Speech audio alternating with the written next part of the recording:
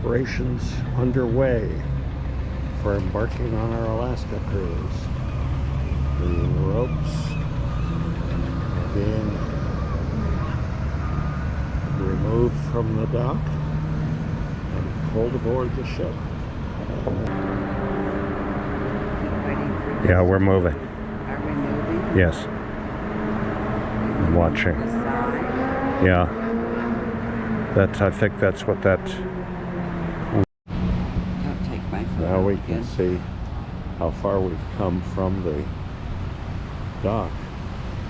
And we now have the beginnings of a wake as the propulsion starts to go stiffly towards the back and it propels us directly forward.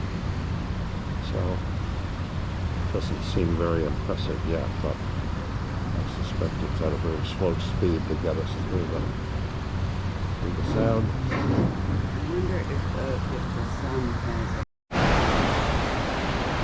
There's another view of the Seattle waterfront.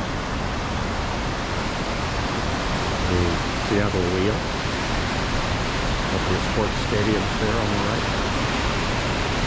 Downtown Seattle. You can see now the majesty of the full force of our propellers causing movement around the tunnel, and we find the famous Seattle Space Needle.